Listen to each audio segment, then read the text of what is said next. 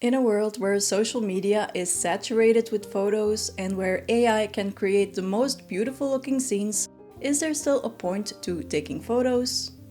Well, I think there is. Photography at this point in time is one of the most accessible forms of creativity we've ever had. It's a low-pressure way of expressing ourselves without needing years of training, technical skills, or expensive equipment. Of course, it can be expensive, but these days it really doesn't have to be. Everybody has a phone, so you don't even need to go out and buy a specific camera to get started. What is special about photography is that it lets you create something meaningful without having to master anything first. Unlike painting or sculpture, you don't need to spend years learning the craft before you can actually make something of value. Most cameras today can actually take care of the technical part for you. Exposure, focus, a lot of it can be handled automatically, so you can just focus on what's important. So it's really easy to get started, but that doesn't mean that photography is just pushing a button. It's finding a subject, choosing how to frame it, waiting a second for the light, moving a little bit to the left. And what makes it even more interesting is that good photography is actually entirely subjective. You can show two people the exact same photo and one of them might love it while the other one thinks it's boring. I really like this photo. It's really aesthetic. A technically perfect photo doesn't automatically make it a good photo, and a technically bad photo doesn't make it automatically bad either. If you're able to capture what you're feeling in a photo, it can be really powerful, regardless of the technical side.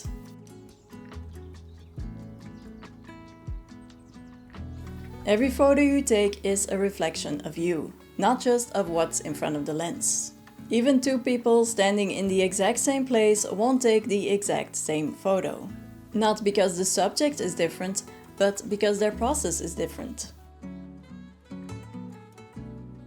A photo isn't made when you press the shutter. It starts earlier. It starts in how you look at something before you decide to capture it.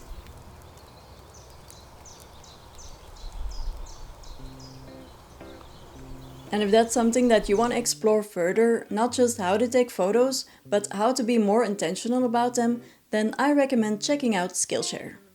Skillshare is an online learning platform with classes in photography and many other creative fields, taught by working photographers and artists. It's a great place if you want to reconnect with your creativity or if you want to spend time exploring or polishing up a creative skill.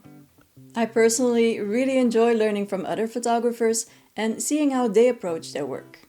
For example, I really enjoyed photographer Minty's class. And right now I'm also going through Mindful Photography, a daily creative habit for visual storytelling by Casey Nwakalor, who uses daily photo challenges to practice mindfulness. For Texture Tuesday, I went to this field nearby. I was surprised how such a simple prompt could really kickstart my creativity and make me feel more mindful at the same time. It's interesting not just to do these challenges yourself, but also to see how someone else interprets the same idea. Skillshare is made for humans by humans.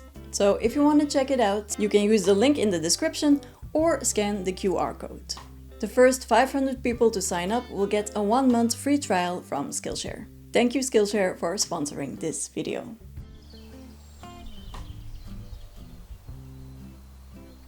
The thing is, photography isn't just about the end result.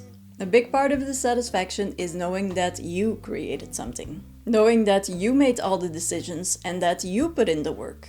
If photography was only about the final image, then there would simply not be any photographers left today. Everybody would just sit behind a desk and generate prompts.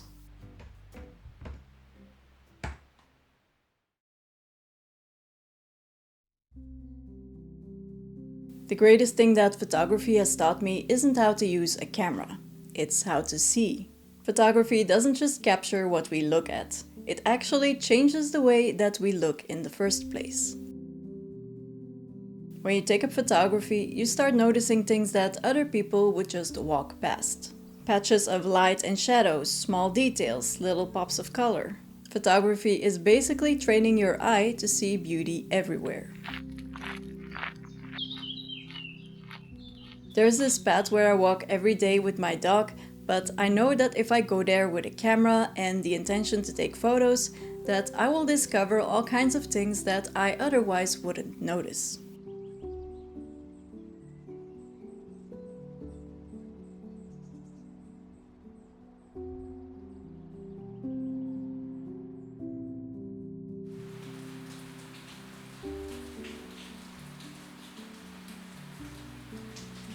When you go out looking for a photograph, you stop just moving through the world and start observing it. Even if you're just using your phone, something changes when you decide to take a photo. You slow down, even if it's just for a second. It gets you out of your busy mind and into the present moment. And you realize that ordinary things can actually become interesting in an instant, if you're actually paying attention.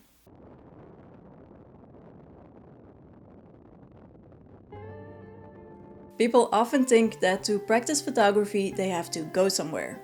Somewhere photogenic, like Iceland, for example. And sure, it helps, of course, but you can really practice photography anywhere. For me, one of the best examples of this are some of my self-portraits. I made hundreds of self-portraits in the same apartment in Belgium.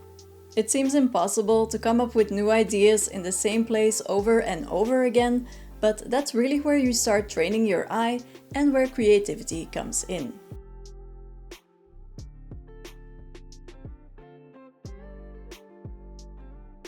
You start noticing how the light changes throughout the day and how that impacts the mood that your photos will have, or how you can use little details to create an interesting image.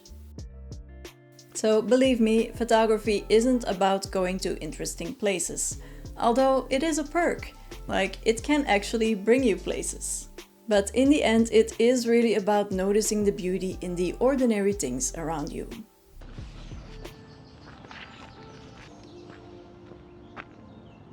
Wait, what? You're not gonna tell my wife, are you? Photography is not just a great creative outlet, it's also a way of capturing memories.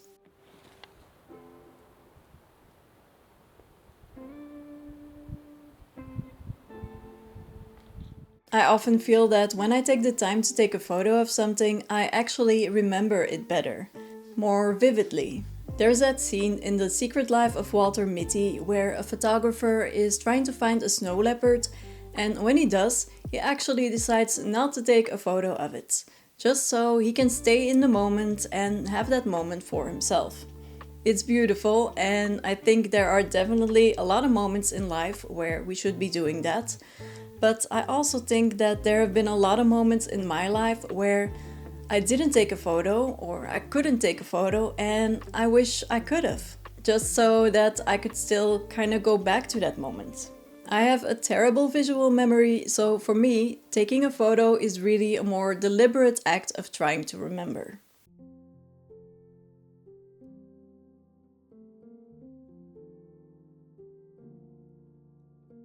In 2014, I lost my fiancé Christophe to cancer. And even though photos could, of course, never fill the hole that was left in my heart, I am still so grateful that I got to share this photography journey with him and that I still have so many photos of him to remember him by. And photos don't just have to matter to us personally, they can matter to other people too. Friends, family, that stranger on the internet that saw your photo and is connecting in a way that we never even could have imagined.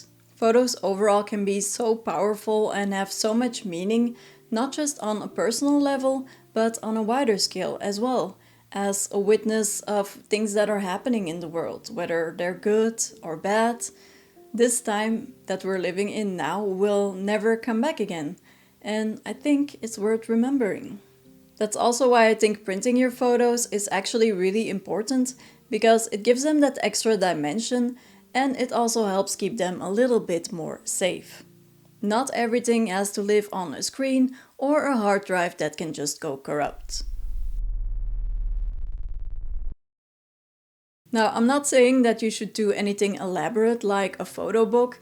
I mean, it can be really simple. You can just pick your favorite photos from the past month and print them out.